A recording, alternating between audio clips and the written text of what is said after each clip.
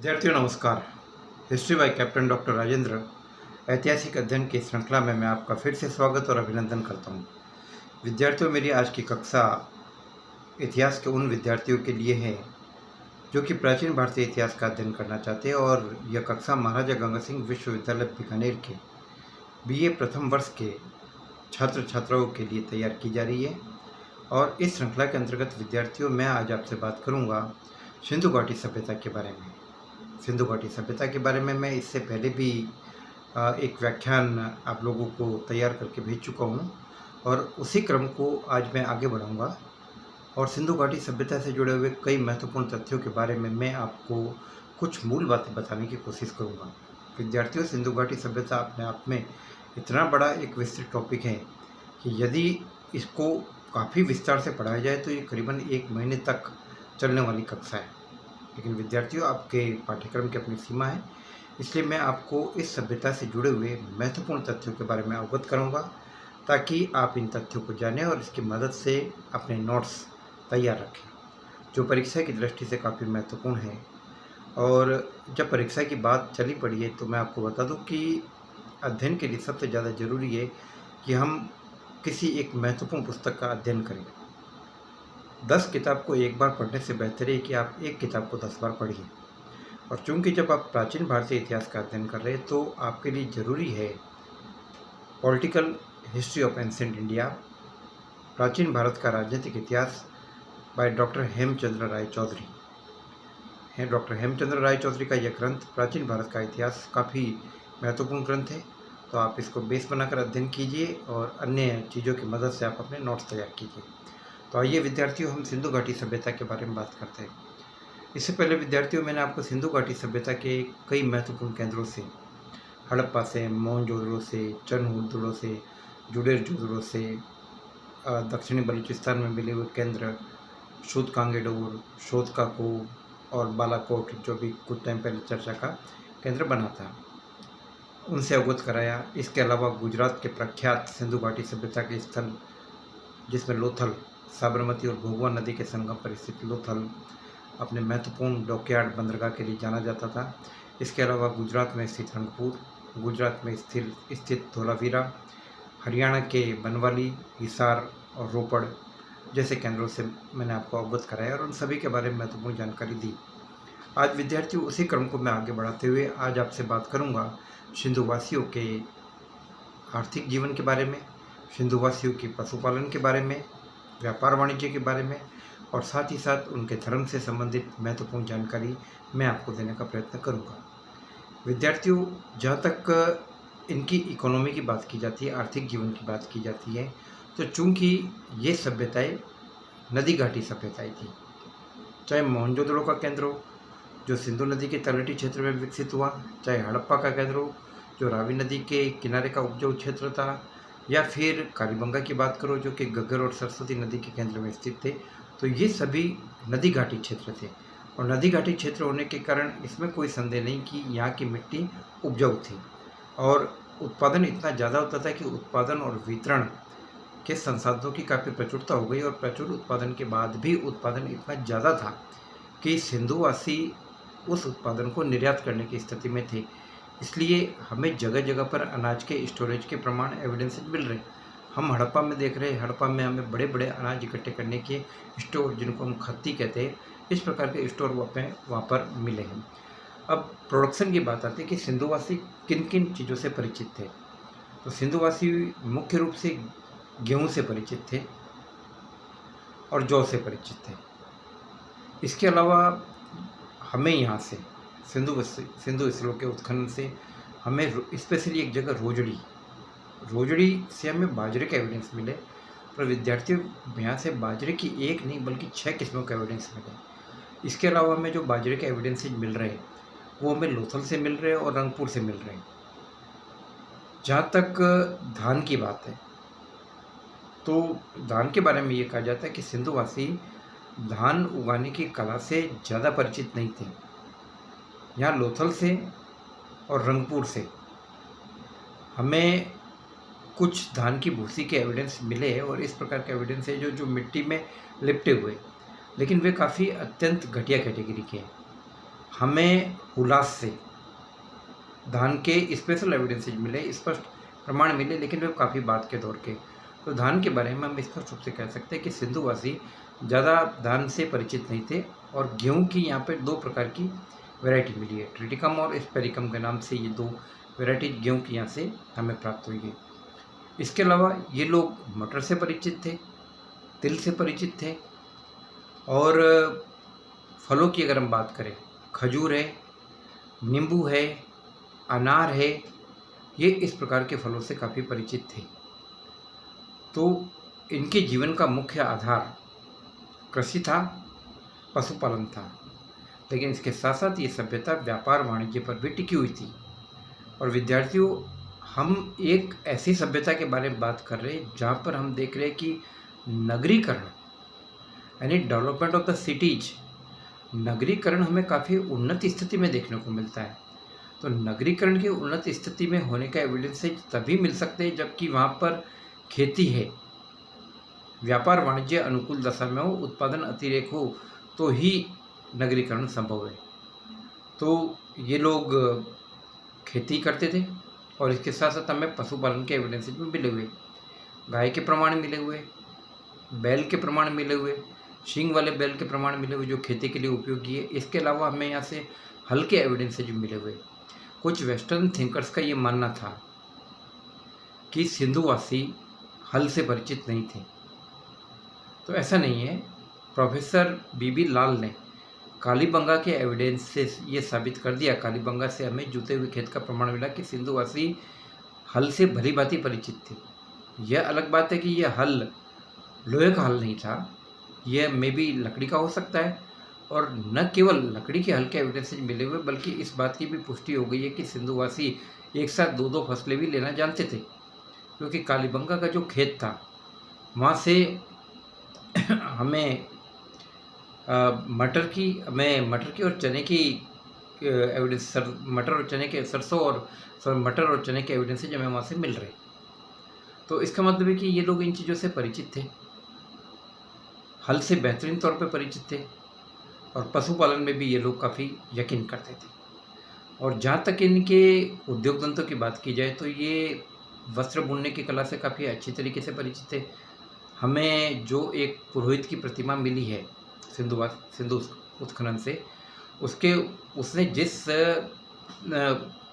उसकी जो सिंधु प्रतिमा मिली है उसके ऊपर जिस रंग के वस्त्रों का अंकन किया गया है उससे सिंधुवासियों की बेहतरीन बुनाई कला का परिचय मिलता है। और जहाँ तक बुनाई की बात है तो स्पष्ट रूप से इस बात के एविडेंस मिले हुए कि सिंधुवासी दुनिया के सबसे पहले लोग थे जिन्होंने कि कपास की खेती का प्रयोग चालू किया। तो कपास दुनिया को सिंधुवासियों की देन है। इसके अलावा में कालीबंगा से एक मटके के अंदर काफ़ी पुराने सूती वस्त्र के एविडेंस भी हमें मिल रहे हैं। तो यहाँ की मोहरों से, सेलखड़ी की जो मोहर है, यहाँ की मोहरों से हमें यहाँ के उद्योग धंधों के बारे में जानकारी मिलती है। सिंधुवासी तांबे से परिचित थे, कांसे से परिचित थे, टीन से परिचित थे, सोने से परिचित थे और शीशे से परिचित थे। एक और महत्वपूर्ण तथ्य है कि चूंकि खुद सिंधु क्षेत्रों में प्राकृतिक संपदा का अभाव था तो इसलिए ये लोग अपने व्यापार वाणिज्य के लिए काफ़ी चीज़ों को बाहर से मंगाकर उनका फिर एक्सपोर्ट करते थे और व्यापार वाणिज्य में पैसा कमाते थे। जैसे कि ये सोना मैसूर से मंगाते थे। तांबे की बात करें तो ये तांबा स्पेशली राजस्थान की खेतड़ी माइंस के एरिया से आता था। अफ़गानिस्तान से ये कुछ कीमती रत्नों का निर्यात करते थे। तो इनके संपर्क काफ़ी दूर दूर तक थे। हमें सिंधुवासियों के संदर्भ में इनके सुमेरियन सभ्यता से जो इनके संपर्क थे सुमेरियन मेसोपोटामियन से, इन सब में हमें एक मेलुआ शब्द का उल्लेख उनकी मोहरों पर मिलता है। तो मेलुआ शब्द का प्रयोग सिंधुवासियों के लिए किया गया है और ये बेहतरीन नेविगेशन सिस्टम से परिचित थे। नेविगेशन नौसैनिक तंत्र से ये परिचित थे। इनका नेवल सिस्टम बहुत ही बेहतरीन था और यहाँ की जो मोहरें मिली है उन मोहरों के ऊपर हमें सुमेरियन नावों के चित्र अंकित दिखाई देते। तो सुमेरियन नावों के चित्र अंकित होना ये सिंधुवासियों के बेहतरीन समुद्री व्यापार को दर्शाता है। इसके अलावा गुजरात में स्थित लोथल का जो बंदरगाह है लोथल के बंदरगाह की गोदी इतनी बड़ी है उसका डॉकयार्ड कि वहाँ पर बड़े बड़े नाव खड़े होते थे। तो खंभात है, गुजरात के ये क्षेत्र, ये भी सिंधुवासियों के बहुत बड़े व्यापारिक गतिविधियों से जुड़े हुए केंद्र थे और ये उनके व्यापार में महत्वपूर्ण भूमिका निभाते थे।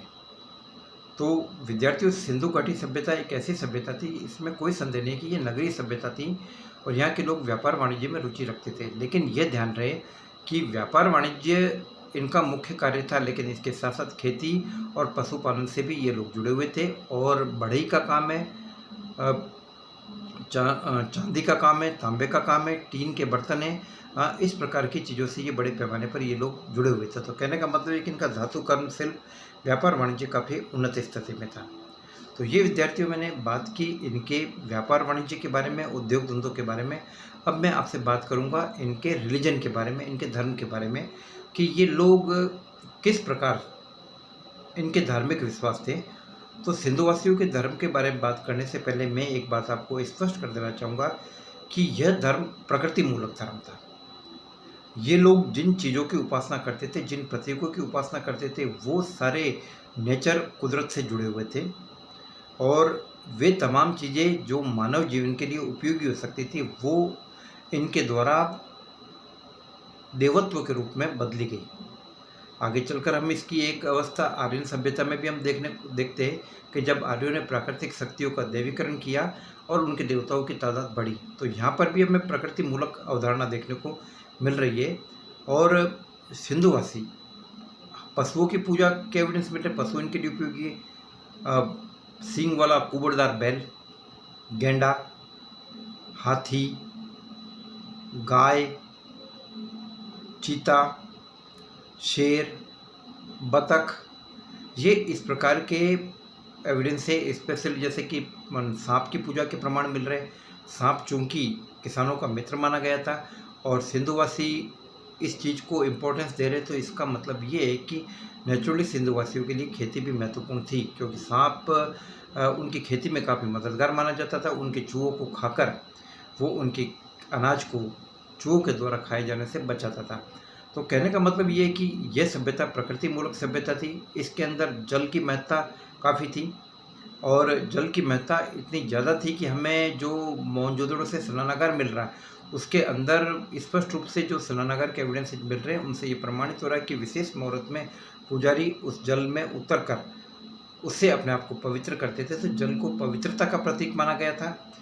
आगे चलकर हम आर्यन कल्चर के अंदर जल के देवता के रूप में वरुण को प्रतिष्ठापित होते हुए देखते हैं, जो कि न्याय का देवता माना गया था, जो ऋत का देवता माना गया था। तो इसका मतलब ये कि जल एक महत्वपूर्ण घटक है जो पर्यावरण संरक्षण की अवधारणा से जुड़ा हुआ था और सिंधुवासी इस तथ्य से अच्छी तरीके से परिचित थे।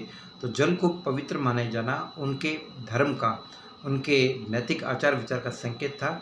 यदि मूल रूप से हम इस धर्म के, सिंधुवासियों के धर्म और संकल्पना के बारे में बात करें, तो हमारे सामने जो मुख्य बात उभर कर सामने आती है कि ये लोग समेकित रूप से दो सर्वोच्च शक्तियों को प्रतीकात्मक मानकर उनकी पूजा करते थे। हमें एक तरफ मोहनजोदड़ो से एक योगी की प्रतिमा मिली है, जिसका समीकरण सिंधुवासियों के प्रमुख देवता शिव से किया गया है, और दूसरी तरफ हमें बड़े पैमाने पर मातृदेवी की प्रतिमाएं जगह जगह पर देखने को मिल रही है। तो मातृदेवी की प्रतिमाएं मिलना और शिव की प्रतिमा मिलना, ये दो प्रतीक है प्रकृति और पुरुष के संगम की अवधारणा से सिंधुवासी भी अछूते नहीं थे।